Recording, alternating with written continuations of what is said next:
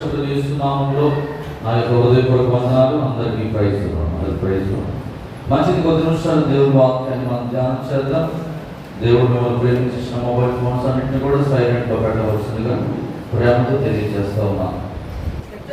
నిన్నటి దినమందు మనము 1 సమూయేలు గ్రంథం 7వ అధ్యాయం నుంచి మాటలు ధ్యానం చేస్తూ వస్తూ ఉన్నాం. మరి యెహోవా తట్టు తిరిగిన తర్వాత వారు దేవుడిని సేవించారు. అన్య దేవతలను వారి యొక్క జీవితాల నుంచి వెళ్ళగొట్టుకొని సమూయేలు ప్రవక్త దగ్గరికి వచ్చారు. మా కోసం ప్రార్థన చేయైనా, ఇదిగో మేము ఓడిపోతా ఉన్నాము శత్రువు చేత, శత్రువు మమ్మల్ని తరుముకుంటూ వస్తూ ఉన్నాడు, మేము వాళ్ళ ముందు గెలవలేకపోతున్నాం, మాకు బలం కావాలి, మా కోసం ప్రార్థన చేయి అని చెప్పినప్పుడు సమూయేలు వారికి కొన్ని సలహాలు సూచనలు ఇచ్చిన విధానం బట్టి మనం వాటిని ధ్యానం చేశాం. ఈరోజు 7వ అధ్యాయము 4వ వచనం చదివితే 1 సమూయేలు 7వ అధ్యాయం 4వ వచనం ఎవరైనా ముందు స్పష్టంగా చదవండి. అంతటా ఇశ్రాయేలు బయలు దేవతలను అష్టారోతు దేవతలను తీసివేసి యెహోవాను మాత్రమే దేవునికి స్తోత్రం కలుగునుగాక. ఇక్కడ ఈ వాక్యానికి నేను ఒక పేరు పెట్టుకున్నాను, ఏంటంటే ప్రభు పక్షాన మాట్లాడిన ప్రవక్త యొక్క మాటలు. ఎవరి పక్షానండి? ప్రభు పక్షాన మాట్లాడిన ప్రవక్త యొక్క మాటలు వీళ్ళు వింటూ ఉన్నారు. దేవునికి స్తోత్రం కలుగునుగాక. ప్రభు పక్షాన మాట్లాడిన సమూయేలు మాటలు ఇశ్రాయేలు విన్నారండి. అందును బట్టి దేవుడు వారి జీవితంలో వారికి వచ్చినటువంటి ఆపద నుండి వాళ్ళు ఏం చేయగలిగారు? బయటపడగలిగారు. ప్రభు పక్షాన ఇప్పుడు మీ అందరి పక్షాన నేను మాట్లాడుతా ఉన్నాను. మీ అందరి పక్షాన నిలబెట్టింది ఎవరిని? సేవకుడైన నన్ను. దేవునికి స్తోత్రం కలుగుతారు.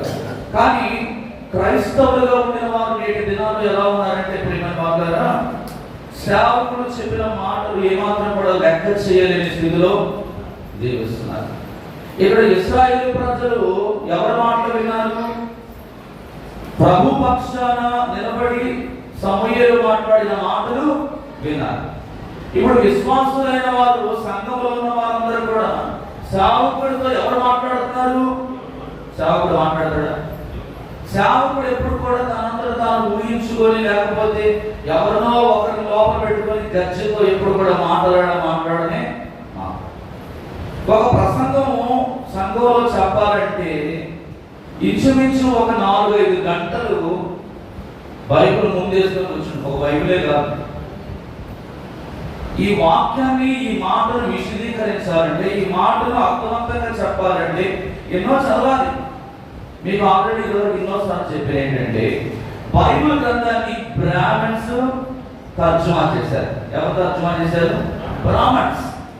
వాళ్ళు ఏం చేశారంటే కొన్ని పదాలను ఎగరగొట్టేశారు, కొన్ని అర్థాలు మారిపోయాయి. అయితే సరైన అర్థవంతంగా వాక్యాన్ని బోధించాలంటే బైబిల్ ఒకటే చదివితే సరిపోదండి. ఇంగ్లీష్ బైబిల్ చదవాలి, నిఘంటువు చదవాలి, పదకోశం, అధ్యాయం, ఇలా బోర్డు 5-6 రకాల బైబిల్స్, ఇప్పుడు బైబిల్స్, ఇలా ఎన్నో రకాల బైబిల్ చదివి దాని అర్థాన్ని, భావాన్ని అర్థం చేసుకొని తయారు చేసుకొచ్చిన మెసేజ్ ఈ ప్రసంగం. హల్లెలూయా. ఈ రోజు ఇటువంటి ప్రసంగాలు చేస్తూ ఉంటుంటే ఈరోజు చాలా మంది ఎవరి మాట లెక్క చేయట్లేదంటే, సేవకుని మాట లెక్క చేయని స్థితిలో చాలా మంది జీవిస్తూ ఉన్నారు. దేవుడు వారిని దీవించి ఆశీర్వదించును గాక. హల్లెలూయా. కానీ ఇక్కడ ఇశ్రాయేలు ప్రజలు ఏం చేస్తున్నారంటే, సమూయేలు చెప్పిన మాటలు వాళ్ళు లెక్క చేస్తా ఉన్నారు, వింటా ఉన్నారు. ఎందుకు తెలుసా? ఇప్పటి వరకు మేము నష్టపోయింది చాలు, ఇప్పటి వరకు మేము కోల్పోయిన ఆశీర్వాదం చాలు, ఇదిగో దేవుడు మమ్మల్ని విడిపిస్తే మీకు మా ఇష్టానుసారంగా అష్టారోతు దేవతల వైపు మేము మళ్ళుకొని వెళ్ళాము, వాటిని మేము పూజించాము, అందుకే మేము శత్రువు చేతిలో ఓడిపోయే పరిస్థితి ఏర్పడ్డది. ఇప్పుడు మేము నష్టపోయాం. అయితే ఇప్పుడు మేము ఈ రోజు నుంచి ఏం చేస్తామంటే, మేము దేవుని మాట మాత్రమే మేము వింటాము. దేవునికి స్తోత్రం కలుగునుగాక. దేవుడు దాసుడు చెప్పిన ప్రతి మాట వినడం మాత్రమే కాదండి, వాటిని పాటించగలగాలి. హల్లెలూయా. ఎన్నో మాటలు నువ్వు విని ఉండొచ్చు, ఎన్నో సంవత్సరాలు నువ్వు దేవుడిని వెంబడిస్తున్న వ్యక్తులు కావచ్చు, విన్న దానిని ఏం చేయాలి? పాటించాలి. మన జీవిత ప్రయాణం అనేది సజావుగా నడిపించబడాలంటే భక్తి జీవితము, భక్తి ఒకటే ఉంటే సరిపోదండి. ఆ భక్తికి ఏముండాలంటే ప్రార్థన ఉండాలి, దేవునితో సహవాసం ఉండాలి, దేవుని వైపు పూర్తిగా నువ్వు తిరగాలి. చాలా మంది ఎన్నో మాటలు వింటారు కానీ పూర్తిగా తిరగదు. వింటారు కానీ విన్నట్టుగా ఉంటారు కానీ వాళ్ళ ఆలోచనని ఎక్కడెక్కడికో తిరుగుతూ ఉంటాయి. కానీ ఇక్కడ ఈ ఇశ్రాయేలు ప్రజలు ఏం చేస్తున్నారంటే విశ్వాసమును కాపాడుకుంటున్నారు. ఎందుకంటే నష్టపోయిన జీవితం వాళ్ళకి ఏంటో తెలుసు. ఏం నష్టపోయారో వాళ్ళకి జ్ఞాపకం ఉంది. అందుకనే సమూయేలు మాట్లాడిన మాటలు వారు ఏం చేస్తున్నారంటే మనసున పెట్టుకుంటా ఉన్నారు. రెండవది ఏంటంటే ప్రభువుకు అడ్డుగా ఉన్న బయలు దేవతలు ఏం చేస్తున్నారు? తీసివేసుకుంటున్నారు. ఇది దేనికి గుర్తంటే సమాధానమునకు గుర్తు. ద్వితీయోపదేశకాండము 28వ అధ్యాయం 7వ వచనంలో ఒక మాట ఉందండి. నీ మీద పడి నీ శత్రువులను యెహోవా నీ ఎదుట హతమగునట్లు చేయును, వారి త్రోవను నీ మీదకి బయలుదేరి వచ్చి 7 త్రోవల నీ ఎదుట నుండి. ఎప్పుడైతే క్రైస్తవులు ప్రభువుకి ఆయాసకరమైన క్రియలు చేస్తారో ప్రభువుతో ఉండే సంబంధాన్ని ఏం చేసుకుంటారు? కోల్పోతారు అని చెప్తున్నా. ఎప్పుడైతే క్రైస్తవులు ప్రభువుకి ఆయాసకరమైన క్రియలు చేస్తారు అప్పుడు ప్రభువుతో ఉండే సంబంధాన్ని ఏం చేస్తారు? కోల్పోతారు. అది చాలా ప్రమాదకరం. దాన్ని ప్రభువుతో సమాధానం కలిగి ఏమాత్రం కూడా ఉండలేదు. ప్రభుతో నువ్వు వెడబాటు కలిగి జీవించావనుకో, ప్రభువుకు దూరం అయిపోయావనుకో, దేవుని సన్నిధి దూరం అయిపోయావనుకో, దేవునితో సమాధానం వల్ల పడడానికి అవకాశం ఉంటుందా? ఏమంటాడండి? ప్రభుత్వం సమాధానంగా ఉండదు. మన హృదయం దేవునికి దగ్గరగా లేకపోతే, మన క్రియలు చెడ్డగా ఉన్నాయనుకోండి, మన ఆలోచనలు చెడ్డగా ఉన్నాయనుకోండి, మన తలంపులు చెడుగా ఆలోచన చేస్తున్నాం అనుకోండి, హాని చేయాలని మనం తలంపు కలిగి ఉన్నాం అనుకోండి, ప్రభు సన్నిధికి వచ్చినప్పుడు మనం ఎలా ఉండాలంటే సమాధానంగా ఉండాలి. ఎందుకంటే ఆ వ్యక్తిని చూసినప్పుడన్నా, లేకపోతే ఆ విషయం నీకు గుర్తొచ్చినప్పుడన్నా, ఆ పరిస్థితి నీకు కళ్ళలో మెదులుతున్నప్పుడన్నా ఏమైపోతుందంటే దేవుని సన్నిధిలో ఉంటావే కానీ దేవుని సన్నిధిని పరిపూర్ణంగా అనుభవించలేరు. ఈ ప్రజలు కూడా ప్రభుతో సమాధానం కలిగి ఉండడానికి ఏం చేస్తారు? ఇష్టపడతారు. ఏ ప్రజలు? ఇశ్రాయేలు ప్రజలు. దేవునికి అడ్డుగా ఉన్నవన్నిటిని కూడా ఏం చేస్తారంటే తీసివేసుకుంటా ఉన్నారు. మన జీవితంలో కూడా క్రైస్తవులుగా ఉన్న మనము ఎప్పుడు కూడా మొదటిగా ప్రభుతో సమాధాన పడాలి. రెండవదిగా నీ చుట్టూ ఉన్న వారితో సమాధానపరచబడే వారు ధన్యులు, వారు దేవుని రాజ్యమును స్వతంత్రించుకుంటారని చెప్పి దేవుని వాక్యం చెప్తుందండి. ఈ ఇశ్రాయేలు ప్రజలు మొట్టమొదటిగా దేవునితో సమాధాన పడ్డారు. ఆ సమాధానం ఏం చేసిందంటే వారిని విజయ పదవులకి. ఈ ఉపవాస ప్రార్థనలు నువ్వేం చేయాలంటే ప్రభువుతో సమాధాన పడి ఉండాలి. అప్పుడే మనం దేవుని దగ్గరకు రాగలము, దేవుని దగ్గర నుండి జవాబు పొందుకోవాలి. దేవునితో సమాధాన పడకుండా నువ్వు ఎంత ప్రార్థన చేసినా కూడా జవాబు నీకు రాదు. వస్తుందా? రాదు. ఇశ్రాయేలు ప్రజలు అష్టోరు దేవతను పూజించినంత కాలం వారి జీవితంలో నష్టం చూసుకున్నారు, నష్టం ఎదుర్కొన్నారు. కానీ ఎప్పుడైతే ప్రవక్త చెప్పిన మాటలకు దేవుని దగ్గరికి వచ్చి సమాధాన పడ్డారో వారు దేవుని దగ్గర నుంచి జవాబు పొందుకున్నారు. యెహోవాను మాత్రమే సేవిస్తాము. ఇది దేనికి గుర్తు అంటే రక్షణకు గుర్తు. యెహోషువ గ్రంథం 24:23 అంటాడు, అందుకతడు అలాగైతే మీ మధ్యన అన్య దేవతలను తోలదోసి ఇశ్రాయేలు దేవుడని యెహోవా తట్టుకు మీ హృదయము త్రిప్పుకొనులని.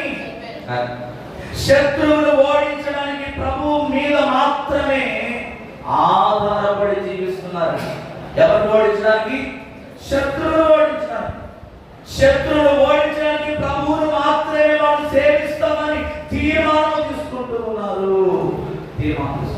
అందుకే యెహోషువ కాలంలో కూడా ఏమన్నాడంటే, అలాగైతే మీ మధ్యనున్న అన్య దేవతలు మీరేం చేయాలి? పరగదోసి ఇశ్రాయేలు దేవుడని యెహోవా తట్టు ఏం తిప్పబడాలి? హృదయం.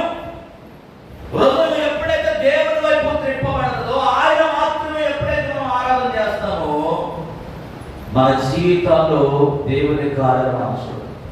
ప్రేమను వాడారా, దేవుని ప్రజలుగా ఈరోజు చాలా మంది ఉండినప్పటికీ ఏం చేస్తున్నారు అంటే తెలుసా, వేరే ప్రతిమల వైపు మళ్లింపబడతా ఉన్నారు, వేరే దేవతలను సేవిస్తా ఉన్నారు, వారికి నచ్చినట్లుగా జీవిస్తా ఉన్నారు. అందులో బట్టి దేవుడు ఎంతగానో ఆయన వద్దు ఏమైపోతుంది తెలుసా, బద్దలైపోతాం.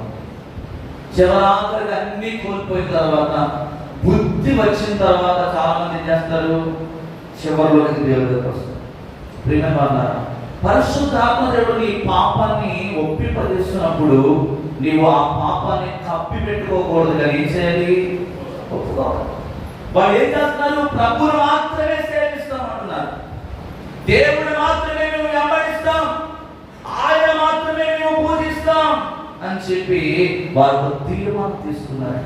మనం చేసే ఉపవాస ప్రార్థనలో కూడా ఎవరిని సేవించాలి, మనము ప్రభువుని సేవించాలి. నీ మార్గములు నీతి మార్గములుగా మార్చబడాలంటే, నీ మార్గములు సమాధానకరమైన మార్గములుగా ఉండాలంటే నీవు ప్రభువును మాత్రమే సేవించాలి. 4వ మాట ఏంటంటే 5వ వచనం చదవండి. అంతటి సమూయేలు ఇశ్రాయేలు అందరినీ మిస్పాకు పిలువనప్పుడు నేను నీ పక్షమున యెహోవాకు ప్రార్థన చేతులని చెప్పగా. ఇది దేని తెలియజేస్తుందంటే విశ్వాసమునకు గుర్తుగా ఇది కనబడతా ఉంది. ప్రవక్త చెప్పిన చోటికి వస్తున్నారు వాళ్ళు. ఈ విషయాన్ని మీరు కానీ లోతుగా ధ్యానం చేస్తే, ప్రవక్త చెప్పిన చోటికి వస్తున్నారంటే ఇప్పుడు వాళ్ళు ఏం చేస్తున్నారు తెలుసా, పూర్తిగా దేవుని మీద విశ్వాసం ఉంచుతున్నారు. ఎవరండి, పూర్తిగా దేవుని మీద విశ్వాసం. దీనికి ఉదాహరణగా నేను అబ్రహాం గారి గురించి తీసుకుంటున్నాను. అబ్రహాం గారి జీవితాన్ని మీరు గమనిస్తే, అబ్రహాము తన ఒక్కగానొక కుమారుని యేసుక్రీస్తు ఆయన చూపించే ఏ పండగ వెళ్ళాలో అని చెప్పాడో, ఆ ఉదయకాలము తనతో పాటు ఏం చేస్తున్నాడు, కొంతమంది సహోదరులను ఎండబెట్టుకొని కట్టెలను నిప్పు ఏం చేస్తున్నాడు, గాడిద మీద ఎక్కించుకొని గాడిదకు గంట కట్టి కుమారుని వెంట పెట్టుకొని ఆయన చూపించి ఆ కొండ మీదకి వెళ్తా ఉన్నాడు. వెళ్ళేటప్పుడు కింద తన పరివారం ఏం చేయాలంటే ఇక్కడే ఉండండి అన్నాడు. ఉండమని చెప్పి వాళ్ళకి ఏం చెప్తున్నాడు, మేము యెహోవాకు బలి అర్పించి తిరిగి మేము వస్తాము అంటే, ఇక్కడ అబ్రహాము గారు ఏ వచనాన్ని, బహువచనాన్ని వాడుతూ ఉన్నాడు. అసలు దేనికోసం వస్తున్నాడు అబ్రహాము, తన ఒక్కగానొక కుమారుడైన ఇస్సాకును బలి అర్పించడానికి వెళ్తా ఉన్నాడు. కానీ కింద వారితో ఏమని చెప్తున్నాడు, మేము మరలా తిరిగి వస్తాం అంటే. అబ్రహాము జీవితంలో మనం గమనించాల్సింది ఏంటంటే ఆయనకు విశ్వాసం ఉన్నది. హల్లెలూయా. దేవుడు తప్పకుండా తన కార్యాన్ని చేసుకోవడానికి తాను ఏదో ఒకటి సిద్ధం చేస్తాడు. ఇక్కడ అబ్రహాములో మనం విశ్వాసం చూడగలం. మేము తిరిగి మరలా వస్తాము, మీరు ఇక్కడే ఉండండి అంటున్నాడు. బహువచనాన్ని వాడుతూ ఉంటాడు. విశ్వాసం కలిగి ఎప్పుడైతే మాట్లాడతావో నీ జీవితంలో నువ్వు దేవుని కార్యాలను అనుభవిస్తావు. ఇక్కడ మనం విషయం అవుతుంది, దేవుని మీద ఎంత విశ్వాసాన్ని కలిగి ఉన్నాడో అబ్రహాము గమనించండి. లూకాసు వార్త 1:17 వచనం చదివితే, లూకాసు వార్త 1:17 వచనంలో మాట ఉందండి. లూకాసు వార్త 1:17, లూకాసు వార్త 1:17. మరియు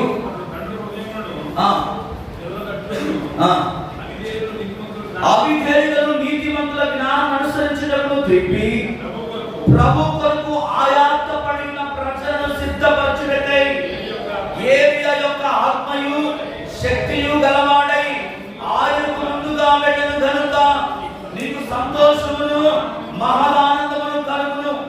అతడు పుట్టినందున అనేకులు సంతోషింతురు. దేవునికి స్తోత్రం కలుగును గాక.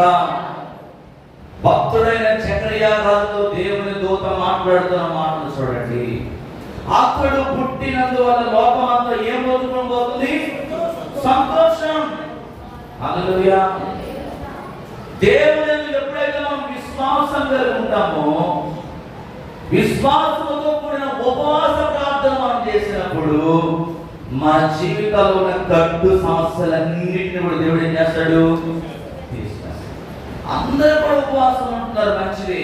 కానీ ఆ ఉపవాస ప్రాంతంలో ఏముండాలంటే విశ్వాసం ఉండాలి. విశ్వాసం లేని ప్రార్థన మృతము, చచ్చిన దాంతో సమానం. ఈ రోజు విశ్వాసంతో ప్రార్థన చేస్తే అబ్రహాము జీవితంలో ఏ కార్యాలు అయితే చూశాడో, ఈ రోజు మీ అందరి జీవితాల్లో మీకున్న ప్రతి విధమైన గడ్డు సమస్య, ఆర్థిక పరమైన అప్పులు అనుభవిస్తున్నామేమో, కుటుంబంలో నెమ్మది లేదేమో, కుమారుల మధ్యలో నెమ్మది లేదేమో, కడుపున పుట్టిన పిల్లల విషయంలో బాధపడే తల్లులుగా ఉన్నారేమో, ఇక్కడ ఏ విషయంలో మీరు కృంగిపోతున్నారో బాధపడుతున్నారో వాటన్నిటి విషయంలో పరిశుద్ధాత్మ దేవుడు రాత్రి చెబుతున్న మాట ఏంటంటే, నీ ఉపవాస ప్రార్థనలో ఏముండాలంటే విశ్వాసము జోడు చేయాలి. విశ్వాసమును జోడు చేసి ప్రార్థన చేస్తే నీ జీవితంలో ఏలుబడి చేస్తున్న ప్రతి విధమైన ధైర్యాలు, ప్రతి విధమైన పాపము, దేవునికి ఆయాసకరమైనది నీవు అనుభవించకుండా నీ నోటి దాకా వచ్చిన ఆశీర్వాదాన్ని ఏదైతే దొంగిలిస్తుందో ఆ ప్రతికూల పరిస్థితులంతా కూడా నా దేవుడు ఏం చేస్తాడంటే సరళం చేస్తాడు. 5వ మాట ఏంటంటే 6వ వచనం చదివితే మొదటి సమూయేలు 7:6 మొదటి సమూయేలు 7:6 ఒకసారి చూద్దాం. వారు మిస్పాలో కూడుకొని నీళ్లు చేది యెహోవా సన్నిధిలో ఆ దినము ఉపవాసం ఉండి యెహోవా దృష్టికి మేము దేవునికి స్తోత్రం కలుగుగా. ఈ మాట ఏమి తెలియజేస్తుందంటే ఐక్యతను తెలియజేస్తా ఉంది. నేటి క్రైస్తవ జనాంగము అందరూ కూడా ఒకే చోట కూడుకుంటున్నారు, కానీ ఏమి లేదండి, ఏమి లేదు. భారతదేశానికి 52వ సంవత్సరంలో సువార్త వచ్చిందండి. క్రైస్తవం అనేది భారతదేశంలో ఎప్పుడు వచ్చింది తెలుసా? 52వ సంవత్సరంలో వచ్చింది. కానీ నేటికి కూడా క్రైస్తవం ఎంతమంది ఉన్నారు తెలుసా? 10% మందే ఉన్నారు. ఎప్పుడు వచ్చింది? 52వ సంవత్సరంలో వచ్చింది. కానీ ఎంత ఉన్నారు? 10% క్రైస్తవము. ప్రస్తుతం యొక్క లెక్కల ప్రకారం 10% క్రైస్తవం ఉంది. అమెరికా దేశానికి క్రైస్తవం ఎప్పుడు వచ్చింది తెలుసా? 1776 సంవత్సరంలో వచ్చింది అమెరికా దేశానికి క్రైస్తవ్యము 1776 సంవత్సరం జూలై నెలలో వచ్చింది. కానీ ఇప్పుడు అమెరికా దేశంలో క్రైస్తవం యొక్క శాతం తెలుసా? 90%. ఎంతమంది ఉన్నారు? 90% క్రైస్తవం ఉంది. కారణం ఏంటో తెలుసా? ఐక్యత, యూనిటీ.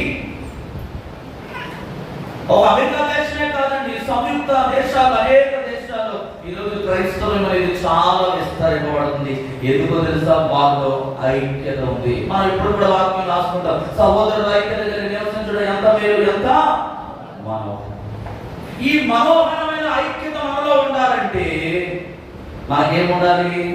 అందరం ఒకే చోట కూడుకోవడమే కాదు, కూడుకున్న చోట ఏముండాలంటే బలం ఉండాలి. హల్లెలూయా. బలము లేకుండా నీవు ఎంత మంది కూడుకున్నా కూడా హృదయాలు కలవకపోతే 2 చేతులు కలిసే శబ్దం ఎలా వస్తుందో, లోకంలో ఒక మంచి నానుడు ఏంది? 3 పేటల తాడు దిగిపోతాడు. ఒక సమాజంలో ఒక పని చేయాలంటే, ఒక మందిరం కట్టాలన్నా, ఒక ఇల్లు కట్టాలన్నా, ఒక ఏదైనా స్థాపించాలన్నా దానికి కావాల్సిన ఒకే ఒక నాయకుడు ద్వారా ఎంత మాత్రం ఏది కూడా అంతెందుకండి. ఒక గవర్నమెంట్ ఫామ్ అవ్వాలంటే ఎంతమంది ఎమ్మెల్యేలు కావాలి, ఎంతమంది ఎంపీలు కావాలి, ఎంత పాటుపడాలి, ఎంత ప్రయత్నం చేయాలి, ఎంత శ్రమ పడాలి. వాళ్ళందరినీ కూడా ఒకే తాటి మీద ప్రజలందరూ తీసుకురావాలంటే ఎన్నో పనులు, ఎన్నో కార్యక్రమాలు చేయాలి. అది ఒక్క వ్యక్తి ద్వారా సాధ్యమయ్యే పని కాదు. 10 మంది చేతులు కలిస్తేనే ఒక పని అనేది ఆశీర్వాదకరంగా జరిగింది. అలాగే నీ ఉపవాస ప్రార్థనలు ఏముండాలంటే ఐక్యత ఉండాలి. దేనినైనా ఎదిరించగలిగిన శక్తి సామర్థ్యం నీలో ఉన్నది. ఎప్పుడైతే ఈ శక్తి సామర్థ్యం నీలో ఉంటుందో అభివృద్ధికరమైన జీవితాన్ని నీవు అనుభవించు. అభివృద్ధికరమైన ప్రసంగి భక్తుడు 4:12 ఏమంటాడండి? ప్రసంగి 4:12 ప్రసంగి గ్రంథం 4:12 ఏమంటాడు తెలుసు చూడండి. ఒంటరియకు నొకరి మీద మరి ఒకడు పడిన ఎడల ఇద్దరు కూడి వారిని ఎదిరింపగలరు. 3 పేటల తాడు త్వరగా తెగిపోదు కదా. ఏంటండి? ఒంటరియకు నొకరి మీద మరి ఒకడు పడిన ఎడల ఇద్దరు కూడి వారిని నిద్రింపగలరు. ఒంటరి అయిన వాడి మీద ఏంటంట? ఒంటరి అయిన వాడి మీద ఈ కొంతమంది వచ్చి పడ్డారనుకోండి, వాడు లేవగలుగుతాడా? ఈ రాత్రి సమయంలో ప్రేమవారు కలిసి కట్టుగా ఉండే బంధాలు ఉంటాయి, ఇప్పుడు కూడా తెగిపోవటాడు. శత్రువులు ఓడించే గొప్ప వాళ్ళు క్రైస్తవ్యానికి దేవుడు ఇచ్చాడు. ఆ విజయాన్ని నువ్వు పొందుకోవాలంటే మనలో ఏముండాలండి? ఐక్యత ఉండాలి. ఐక్యత మనోహరం అంటున్నాడు, మంచిది. కనుక మనం చేసే ఉపవాస ప్రార్థనలో కూడా ఏముండాలి? ఐక్యత ఉండాలి. ఒకవేళ ఈ గుంపులో ఎవరితోనైనా నీకు శత్రుత్వం ఉన్నట్లయితే నువ్వేం చేయాలి తెలుసా? సమాధాన పడాలి. ఐక్యత ఏం తీసుకొస్తుందంటే ప్రేమను తీసుకొస్తుంది. ఐక్యత కలిగి ఉన్న చోట హెచ్చు తగ్గులు అనేవి ఉంటాయా? హెచ్చు తగ్గులు ఉంటాయా? నువ్వు పెద్ద గొప్ప, నువ్వు తక్కువ, నువ్వు అది, నువ్వు ఇది, నువ్వు పొట్టోడివి, నువ్వు నాన్నోడివి, నువ్వు ఎర్రోడివి, తల్లోడివి, ఇవేముండవు. ఐక్యత ఎక్కడైతే ఉంటుందో అక్కడ దేవుని ప్రేమ అనేది ఏలుబడి చేస్తుంది. మనం ఎప్పుడు కూడా ఒకరినొకరు హెచ్చించుకునే వారిగా ఉండాలండి, ఎప్పుడు కూడా తగ్గించుకునే వారిగా ఉండకూడదు. ఇంకో మాట తెలుసా? నీళ్లు చేతి ఆయన సన్నిధిలో వాళ్ళు ఏం చేస్తారు? ఇది దేనికి సాదృశ్యంగా ఉందంటే విధేయతకు సాదృశ్యంగా ఉంది. మీరు పాటించిన గొప్ప సూత్రాలు ఏంటంటే నీళ్లను కుమ్మరిస్తున్నారు. నీళ్లు అనగా దేనికి సాదృశ్యం తెలుసా? దేవుని సన్నిధికి సాదృశ్యం. అంత మాత్రమే కాదు, వారు హృదయాన్ని ఏం చేస్తున్నారంటే దేవుని సన్నిధిలో కుమ్మరిస్తున్నారు. ఆయన సన్నిధిని విధేయతతో వాళ్ళు ఎదుగుతూ ఉండడం వల్ల, వెదగడం వల్ల వారు పొందుకున్న ఆశీర్వాదాలు చెప్తారు. ఏంటంటే పరిశీలన పత్రిక చదవాల్సిన అవసరం లేదు, కానీ 3 పద్యములు ఏమంటారు తెలుసా? భార్య భర్తలు ఎప్పుడు కూడా విధేయత కలిగి ఉండాలంట. ఎబ్రీ పత్రిక 5:10 ఏమంటారు తెలుసా? ప్రభువులకు విధేయతగా ఉండాలని చెప్తున్నాడు. తీర్పు రాసిన పత్రిక 3:1 ఏమంటారు తెలుసా? అధిపతులకు అధికారులకు మీరు విధేయులై ఉండాలంటున్నాడు. ఎఫెసీ 6:5 ఏమంటారు తెలుసా? యజమానులైన వారికి మీరు విధేయులై ఉండాలి. కొరింథీ పత్రిక 16:15-16 ఏం చెప్తున్నాడు? పరిచర్యలో ప్రయాసపడే వారికి నువ్వు ఏం చేయాలంట? విధేయులుగా ఉండాలి. విధేయత ఎదురు చెప్పదు. విధేయత ఎదురు చెప్తుందా? విధేయత కలిగిన వాడు ఎదురు చెప్తాడా? ఎదురు చెప్పడం. ఇప్పుడు నీ కొడుకు నీ కూతురు ఉన్నారండి, నువ్వంటే భయం ఉంటేనే కదా నువ్వు చెప్పిన మాట వాడు వింటాడు. నువ్వంటే భయం లేకపోతే వాడు ఏం చేస్తాడు? ఇష్టం వచ్చినట్టు చెప్తాడు. అదే విధేయత చూపించాడు అనుకోండి, విధేయత చూపించాడు అనుకోండి, వాడి భవిష్యత్తు ఎలా ఉంటుందంటే ఆశీర్వాదకరంగా ఉంటుంది. దేవుని సన్నిధిలో కూడా మనం ఏం చేయాలంటే ఎదురు చెప్పకూడదు. తగ్గింపు జీవితం అనేది కాకుండా మిక్కిలి ప్రేమ కలిగి మనం జీవించాలి. ఇలాంటి విధేయత ప్రతి క్రైస్తవునికి చాలా అవసరం. కానీ నేటి క్రైస్తవుల జీవితాల్లో ఏమీ లేదంటే విధేయత చూపడం లేకపోతున్నారు. ఎవరికి? పెద్దలకు విధేయత చూపించట్లేదు, అలాగే సంఘ కాపరికి కూడా విధేయత చూపించట్లేదు. ప్రైజ్ లార్డ్ మనం ఎవరు చెప్తున్నామండి? ప్రైజ్ లార్డ్ ఎవరు చెప్తున్నాం? ఈరోజు పాస్టర్ గారు ఎదురుపడినా కూడా ప్రైజ్ లార్డ్ చెప్పలేనంత దుస్థితిలో నేటి క్రైస్తవ జనాంగము అంటే ఎవరు చెప్తున్నావు? మనిషిగా నాకా? ప్రైజ్ లార్డ్ దేవునికి మహిమ కలుగుతుంది కాక దేవుడిని కనపరుస్తున్నావు. ఆఫ్టర్ ఆల్ మనం ఎవరమండి? ఉంటే గాలిలో దుమ్ము లాంటి వాడు, చెత్తలో చెత్త లాంటి వాడు, నీటిలో బుడగ లాంటి వాడు. ఎవరికి నువ్వు గౌరవిస్తున్నావంటే, ఎవరిని కనపరుస్తున్నావంటే దేవుడే కనపరుస్తున్నామని గుర్తుపెట్టు. ఈరోజు పెద్దవాళ్ళకి విధేయత లేదు, చిన్న పిల్లలు కూడా. పెద్దవాళ్ళకి కదా విధేయత కూడా చిన్న పిల్లలకు వచ్చేది. ముందు నువ్వు నేర్చుకుంటేనే కదా నీ పిల్లలు నేర్చుకుంటారు. నువ్వే నేర్చుకోవడం లేదు, నీ పిల్లలు ఏం నేర్చుకుంటారు? నీ పిల్లలు చెప్తారు చెప్పరు. మనం చేస్తే మన పిల్లలు కూడా దాన్ని అలవర్చుకుంటారు. విధేయత మనకు నీళ్ళు ఒక్కటే మనం కుమ్మరిస్తే కాదు, హృదయాన్ని కుమ్మరించాలి. పనులు అర్పించడం కంటే మాట వినుట శ్రేష్టమంటున్నాడు. నువ్వు ఇచ్చే కానుకలు కాదండి దేవునికి కావాల్సింది, విధేయత కావాలి. పెద్దలకు గురువుకు విధేయత కలిగి ఉండాలి. ఇది క్రైస్తవ మనుగడకు, విధేయత లేకపోవడం క్రైస్తవ మనుగడకు ఇది చాలా ప్రమాదకరమైనది. ఆదిమ సంఘము అపోస్తల పాదాల దగ్గరికి వారి ఆస్తులను అమ్మి తీసుకొచ్చి సేవ కొరకు సమర్పించారు. దేవుని కొరకు ఎంతగానో శ్రమ పడ్డారు. సేవకులైన వారికి బైబిల్లో ఒక భక్తుడికి ఏం చేసింది, తన ఇంటి మీద తన మేడ మీద ఒక గది కట్టించి బల్ల, పీట, దీపస్తంభమును ఏర్పాటు చేసిందండి ఆ సహోదరి. ఇక్కడ దైవ భక్తి కదా, దైవజనుడు అని గుర్తిరిగింది. ఈరోజు పరీక్షల్లో ప్రయాసపడే వారికి ఏం చేయాలి, విధేయత చూపించాలి. ప్రియమైన వారు, మనం చేసే ఉపవాస ప్రార్థన ఎలా ఉండాలంటే విధేయతతో కూడిన ఉపవాస ప్రార్థన.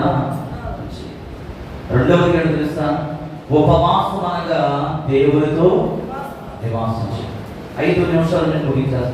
ఉపవాస ప్రార్థన అనగా ప్రభుత్వం జీవించడం, ప్రభుత్వం మాత్రమే గడపడం కాదండి, దేవునితో మనం ఏం చేయాలంటే మంచి సంబంధాన్ని బిల్డ్ చేసుకోవాలి. ప్రభుతో ఉండడానికి గుర్తు చేస్తా ఉంది.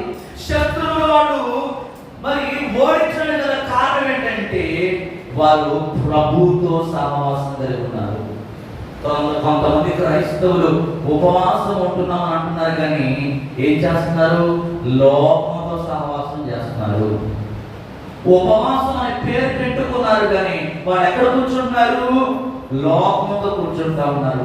లోకపు ఆలోచన చేస్తున్నారు. నోటి నిండా వ్యర్థమైన మాటలు. నేను చెప్తున్నానండి, ఉపవాసం చేసినంత మాత్రం, ఉపవాసం ఉంటున్నంత మాత్రం పనికి వెళ్ళొద్దని నేను చెప్పడం లేదు, కూలి చేసుకోవద్దు, సంపాదించుకోవడం చెప్పట్లేదు. కానీ ఆ పనిలో కూడా ఎవరిని గుర్తు చేసుకోవాలి, దేవుడిని గుర్తు చేసుకోవాలి. ఏదో 2 గంటలు 3 గంటలు దేవుని సన్నిధిలో ఉపవాసం ఉండి ప్రార్థన చేసిన తర్వాత అయిపోలేదు. నువ్వు నడిచిన, నువ్వు పడుకున్నా, నువ్వు మామూలు కూర్చున్నా, పని చేసినా, ప్రయాణం చేసినా, నీ ఆలోచనలో, నీ హృదయంలో ఎవరి గురించిన తలంపులు ఉండాలి, దేవుని గురించిన తలంపులు నీలో ఉండాలి. దేవుని గురించిన ఆలోచనలు నీ హృదయంలో ఉండాలి. ఆయన గురించిన తలంపులు ఎప్పుడైతే నీ హృదయంలో ఉండదో, స్తుతులను జ్ఞాపకం చేసి నేను ఒకసారి చెప్పాను, పోయే సంవత్సరం కొత్త నిబంధన గ్రంథంలో కొంతమంది భక్తులు ఉపవాసం ఉన్నారు. వారు ఉపవాసం నుండి ప్రార్థన చేస్తున్నప్పుడు వాళ్ళు ఏం చేస్తున్నారు, ఒక జాము సేపు ధర్మశాస్త్రాన్ని ధ్యానం చేస్తున్నారు, ఒక జాము సేపు ఏం చేస్తున్నారు, ప్రార్థన చేస్తారు. అంటే ఉపవాస ప్రార్థనలో ఏముండాలి, వాక్యం ఉండాలి, ప్రార్థన. ఈ 2 ఎప్పుడైతే తోడవుతుందో నీ హృదయంలో చెడు ఆలోచనలు అనేవి రావు. నీ మనస్సును నియంత్రించుకోగలుగుతావు, నీ హృదయాన్ని నియంత్రించుకోగలుగుతావు. పాపానికి కానీ, లోకానికి కానీ, అపవిత్రతకు కానీ నీ మనసు చోటివ్వకుండా, నీ హృదయంలో చోటివ్వకుండా ఆ వాక్యము, ఆ ప్రార్థన నేను ఏం చేస్తుందంటే దేవుడితో గడిపేటట్టుగా చేస్తాను. చివరికి ఏంటంటే ప్రభు దృష్టికి పాపాత్ములని వాడు ఏం చేస్తున్నారు, ఇక్కడ దేనికి గుర్తు అనేది కనికరానికి గుర్తు. అందుకే సామెతల గ్రంథం 28వ అధ్యాయము 13వ వచనంలో ఏ మాట ఉంది, సామెతల గ్రంథము 28వ అధ్యాయము 13వ వచనంలో, అతిక్రమములను దాచిపెట్టుకున్నవాడు వర్ధిల్లుడు, వాటిని ఒప్పుకొని విడిచిపెట్టుకున్నవాడు. ఉపవాసంలో ఉండాల్సిన ఒక గొప్ప సూత్రం ఏంటంటే మనము దేవుని దగ్గర మన తప్పులన్నింటినీ ఏం చేయాలి, ఒప్పుకుంటే ఏం పొందుకుంటావు. ఈ 40 రోజుల ఉపవాస ప్రార్థనలు ఏం చేయాలండి, తప్పులన్నింటినీ కూడా ఒప్పేసుకోవాలి, ఒప్పుకోవాలి. కానీ కప్పుకునేవాడుగా నీవు ఉండకూడదు. దేవుని దగ్గర ఒప్పుకుంటే కనికరం అనేది శత్రువులు చేత వారు విజయం పొందుకోగలిగారండి ఒప్పుకోవడం వల్ల. మనకు చేసే ఉపవాసము దేవుని కనికరం కొరకు కనిపెట్టి చేసే ఉపవాస ప్రార్థన ఉండాలి. వీరు కనిపెట్టి ఒప్పుకొని చేసిన ప్రార్థన వల్ల వీరి జీవితాలు కొన్ని ఆశీర్వాదాలు పొందుతున్నారు. ఏంటో తెలుసా? ప్రభు వారి ప్రార్థన అంగీకరించాడు. 7వ అధ్యాయంలో 9వ వచనం ఇంకేం చేసి తెలుసా? ప్రభువు వారు చేసిన ప్రార్థన వల్ల శత్రువుల మీదకి ఎలా వచ్చాడు తెలుసా? ఉరుము వలె వచ్చేసాడండి. ఉరుము వలె వారి మీదకి దేవుడు దిగి వచ్చాడంట. 7వ అధ్యాయం 10వ వచనంలో చెప్తాడు. ఇంకెలా వచ్చాడు తెలుసా? శత్రువులను తారుమారు చేసేసాడు. ఇంకా శత్రువులను ఓడించాడు. శత్రువులను తరిమికొట్టాడు. 11వ వచనంలో. 12వ వచనంలో ప్రభు అంటే వారికి సహాయం చేశాడు. ఇక 11వ వచనం అంటాడు శత్రువులు తిరిగి రాకుండా ఆగిపోయేటట్టు చేశాడండి. 11వ వచనం అన్నాడు దేవుని హస్తం తన ప్రజలకు తోడుగా ఉంటుంది. 14వ వచనంలో కోల్పోయినవన్నీ కూడా వారు తిరిగి పొందుకునేటట్టుగా దేవుడు ఆ జీవితంలో కార్యం చేశాడు. ఏవైతే కోల్పోయారో వారి పాపాలన్నీ కూడా ఒప్పుకొని దేవుని కనికరం పొందుకొని ప్రార్థన చేయడం ద్వారా కోల్పోయిన ఆశీర్వాదాలు పొందుకోగలిగారు. ఈరోజు నువ్వేం కోల్పోయావో నీకు జ్ఞాపకం చేస్తున్నాడు దేవుడు. సంతోషాన్ని కోల్పోయేవేమో, ఆనందాన్ని కోల్పోయేవేమో, ఆశీర్వాదాన్ని కోల్పోయేవేమో. ఎన్నో సంవత్సరాల నుండి ఈ 40 రోజులు ఉపవాస ప్రార్థన చేస్తున్నావేమో, కానీ ఇంకా నీ పాపాలు ఒకరు ఒప్పుకోకపోతే, నీ తప్పులను నువ్వు ఒప్పుకోకుండా నువ్వు ఎంత ప్రార్థన చేసినా ఈ ప్రార్థన ఎంత మాత్రం కూడా నీకు ఉపయోగకరంగా ఉండదు. కానీ నీవు దేవుని కనికరాన్ని పొందుకోవాలంటే నీ పాపములన్నిటిని కూడా ఒప్పుకోవాలి. నీ అవిధేయతలన్నీ కూడా నువ్వు విడిచిపెట్టాలి. నీ తప్పులన్నిటిని కూడా దేవుని దగ్గర విడిచిపెట్టిన తర్వాత మళ్ళీ వాటి జోలికి నువ్వు పోకూడదు, వాటి వైపు నువ్వు తిరగకూడదు. నీ ఆలోచనలో కూడా వాటిని రానివ్వకుండా సంపూర్ణంగా వాటిని సమాధి చేసి నువ్వు దేవుని సన్నిధిలో ఎప్పుడైతే నీవు సమర్పించుకుంటావో కోల్పోయినవన్నిటిని కూడా నా దేవుడు నీకు తిరిగి ఇవ్వబోతున్నాడు. రండి తలలు వంచుదాం, అందరూ కూడా నిలువు మోకాళ్ళేద్దాం. ఒకే ఒక 5 నిమిషాలు సమయం తీసుకుందాం. ఇశ్రాయేలు ప్రజలు వారు చేసిన తప్పులన్నిటిని కూడా దేవుని దగ్గర ఒప్పుకుంటున్నారు. ప్రభు పక్షాన మాట్లాడిన ప్రవక్త యొక్క మాటలు వారు వింటా ఉన్నారు. ప్రభువుకు అడ్డుగా ఉన్న 10 దేవతలన్నిటిని కూడా తీసివేసుకున్నారు. ప్రభువును మాత్రమే వారు సేవించారు. ప్రవక్త చెప్పిన చోటికి వారు వచ్చారు. ఒకే చోట కూడుకొని ఉన్నారు. దేవుని సన్నిధిని వారు హృదయంలో కుమ్మరించారు. ఉపవాసాన్ని పాటించారు. వారు ప్రభు దృష్టికి పాపాత్ములమని వారు ఒప్పుకున్నారు. ఈరోజు నువ్వు మాటలు చెప్పడమే కాదు కానీ క్రియలలో ఉండాలి. నేను పాపాత్ముడనయ్యా చెప్పుకుంటున్నావు కానీ ఇంకా ఆ పాపములోనే ఉంటే నీకు ప్రయోజనం లేదు. ఇంకా ఆ అవిధేయతలో ఉంటే నీకు ప్రయోజనం లేదు. ఆ పాపాన్ని విడిచిపెట్టి, ఆ అవిధేయతను విడిచిపెట్టి దేవుని కనికరాన్ని పొందుకుంటే నువ్వు కోల్పోయినవన్నీ పొందుకుంటావు. నీ శత్రువు మీద జయాన్ని పొందుకుంటావు. నీవు తిరిగి మరలా పునఃప్రారంభమును నీ జీవితంలో దేవుడు చేయబోతున్నాడు. ప్రతి ఆశీర్వాదాన్ని తిరిగి ఇవ్వబోతున్నాడు. ఆయన నీకు తోడుగా ఉండబోతున్నాడు. ఆయన హస్తం నీకు తోడుగా ఉండబోతుంది. ఆయన నీకు సహాయం చేయబోతున్నాడు. నీ శత్రువుల ఎదుట నిన్ను గెలిపించబోతున్నాడు. నీ శత్రువులు ఒక ద్వారం గుండా వస్తే 7 ద్వారాలు కూడా పారిపెట్టట్టు నా దేవుడు చేయబోతున్నాడు. కనుక ఈ రాత్రి కాల సమయంలో ప్రభా ఇదిగో నేను చేసిన అవిధేయత అంతటిని కూడా నేను విడిచిపెట్టాను. ఈ ఉపవాస ప్రార్థన అయ్యా తండ్రి నా జీవితంలో పెద్ద మార్పు తీసుకొచ్చేటట్టుగా ఈ ఉపవాస ప్రార్థన ఉండేటట్లుగా చేయి ప్రభువా. చిన్న ప్రార్థన చేసుకుందాం. చిన్న స్తుతి ఆరాధన చేసుకుని మనం దేవుని సన్నిధిలో మనం ప్రార్థన చేసుకుని ముగించుకుందాం. Thank you lord. హల్లెలూయా, హల్లెలూయా, హల్లెలూయా. చీకటి కెరటాలలో కృంగిన వేళలో ఉదయించెను నీ కృప నా యెదలో. చదరిన మనసే నూతనమాయన. ఉదయించెను నీ కృప నా యెదలో. చదరిన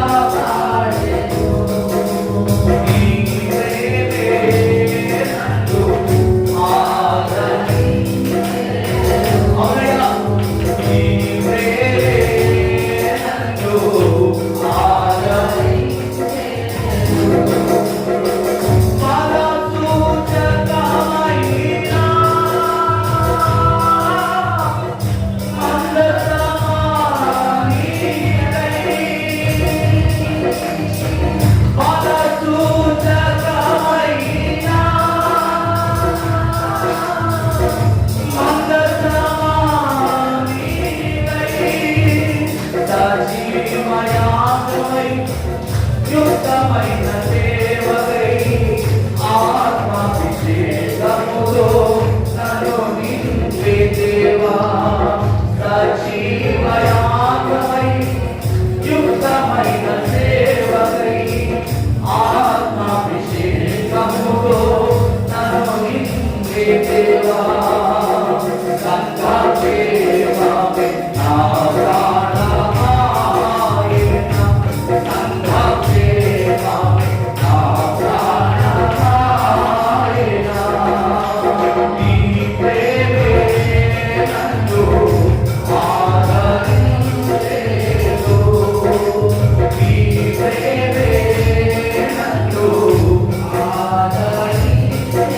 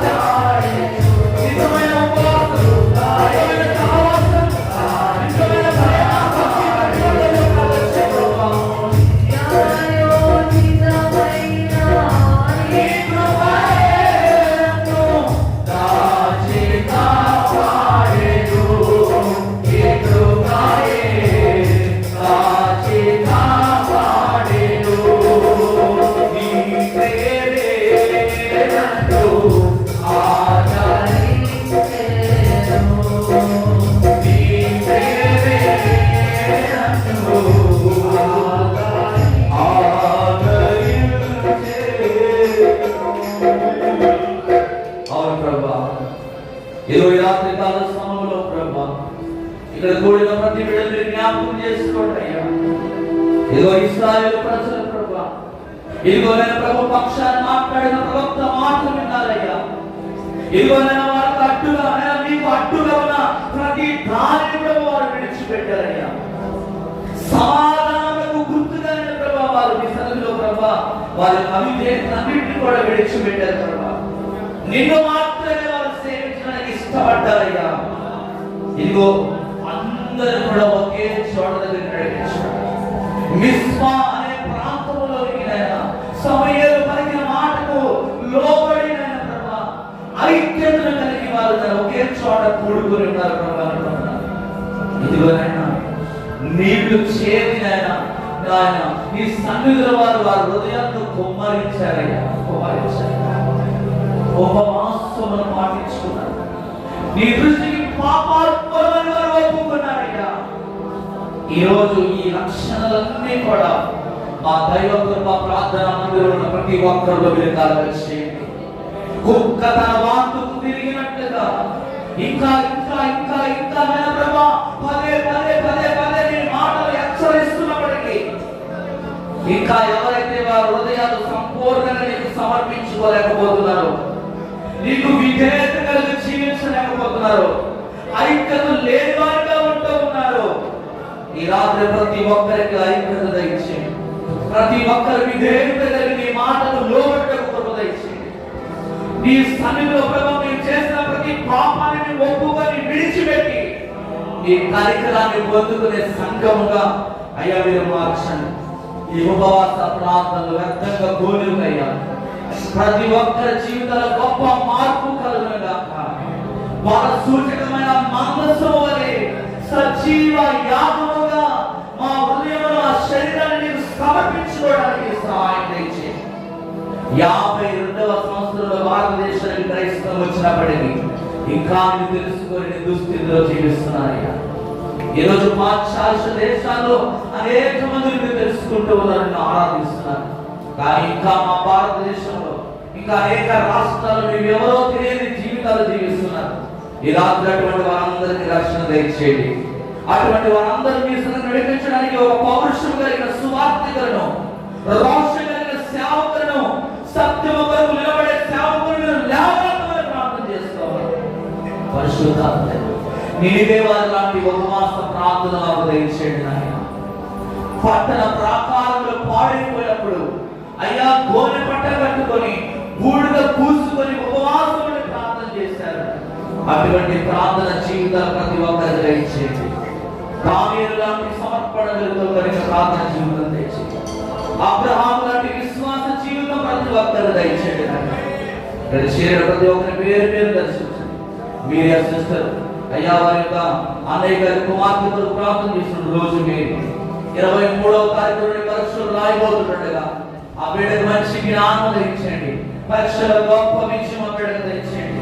ఇదో 23వ తారీఖు ఎంతమంది పరీక్షలు రాస్తున్నారు ఆ సంఘంలో ప్రతి బిడ్డని పేరు పేరు దర్శించండి. Inter first year, inter second year రాయబోతున్న పరీక్షల్లో మీరు తోడుగా ఉండండి ప్రభా. డిగ్రీ పరీక్షలు రాసిన బిడ్డల జీవితాల గొప్ప విజయం వారికి దయచేయండి. ఇదిగోనైనా నూతనంగా వస్తున్న లతాన్ని జ్ఞాపకం చేసుకో, అపరాధం జ్ఞాపకం చేసుకో. తన కుమారుడు వచ్చి బలహీనుడిగా ఉన్నాడు ప్రభా. ఇదిగో రిపోర్ట్స్ తీసుకుని హాస్పిటల్ వెళ్ళి ఉన్నాడుగా. యేసు నామములో ఆ బిడ్డ శరీరంలో ఏర్పడి చేస్తున్న ప్రతి విధమైన బాధ్యత యేసు నామములో బంధించేస్తున్నాను. ఇదిగో సోమేష్ అనే సహోదరుడు వారి కుమారుడు తేజాన్ని జ్ఞాపకం చేస్తుంది. ఆ పసి బిడ్డలో ఏర్పడి చేస్తున్న ప్రతి విధమైన దయ్యపు దురాత్మ శక్తులు, అంధకార శక్తులు యేసు నామములో బంధించేస్తున్నాను. ఇప్పుడే ఈ రాత్రి ఆ బిడ్డకు పరిపూర్ణమైన ఆరోగ్యం తెచ్చి మంచి నిద్ర వచ్చినగా ఇంకా సంఘంలో ఎవరైతే బలహీనుల పేరు పేరు ప్రతి ఒక్కరిని దర్శించండి. రాలేకపోయిన వారి వరకు కర్మలో మీరు నడిపించండి. వచ్చిన ప్రతి ఒక్కరి పేరు పేరు మీరు దర్శించండి. నన్ను దీవించి ఆశీర్వదించండి. ఇదిగో హాస్పిటల్ కుటుంబాన్ని చేతులు అప్పగిస్తుంది. తన భర్త గారికి ఈ రోజు వైజాగ్ హాస్పిటల్లో ఆపరేషన్ జరిగినట్టుగా ఆపరేషన్ అంతా కూడా సక్సెస్ చేసి మేము నమ్ముతున్నామండి. ఆ కుటుంబాన్ని ఓదార్చండి, ఆ కుటుంబాన్ని ఆదరించండి. ఇవి నిజమైన దేవుడైనా చెప్పండి ప్రభా. ఇక్కడైనా ఇప్పటి నుండైనా వారి హృదయాన్ని తట్టు తెప్పండి నాయన. వారి మనోనేత్రాలను మీరు వెలిగించండి. వారి జీవితాలను మార్చి నిజం నడిపించు. అమ్మగారు మంచి ఆరోగ్య పాలు శక్తిని తెచ్చి రాత్రి అంతా కూడా మంచి నిద్ర తెచ్చి సర్వ శరీరానికి ఆరోగ్యం తెచ్చి ఈ భారతదేశ సేవ ఆత్మతో జ్ఞానంతో నడిపించడానికి శక్తిని తెచ్చేయండి. సంఘంలో ప్రేమ ఐక్యత తెచ్చి నాన్నగారిని దీవించు, ఆశీర్వదించు. అమ్మగారికి చనిపోయడం దీవించు. సర్వ సంఘానికి చేతులు అప్పగిస్తూ సమస్త మహిమ ఘనత ప్రభువుకి మాత్రమే ఆరోపిస్తూ మమ్మల్ని మేము తగ్గించుకుంటూ ఈ నామాన్ని హెచ్చిస్తూ యేసు నామములో ప్రార్థించి మనల్ని అడిగి పొందుకొని ఈ స్తుతి ఆరాధనకి సమర్పిస్తున్నాము తండ్రి. ఆమేన్. మన పరమతండ్రి దేవుని ప్రేమ, కుమారుడు రక్షకుడు యేసు క్రీస్తు వారి కృప, పరిశుద్ధాత్మ దేవుని నిత్యమైన సమాధానము సన్నిధి తనలో వచ్చి ఆత్మలో ప్రతి వారికి లోకంలో సకల పరిశుద్ధులకు ఆయన కృప సదాకాలంలో నడిపించును గాక. ఆమేన్. యేసు రక్తమే జయం, శిలువ రక్తమే జయం, ప్రభువు సంపూర్ణ విజయం, అపవాదుల అనంత నాశనం యేసు నామానికి జయము కలుగును గాక. ఆమేన్. ఆమేన్. ఆమేన్. అందరికీ ప్రైజ్ లార్డ్. అందరికీ ప్రైజ్ లార్డ్.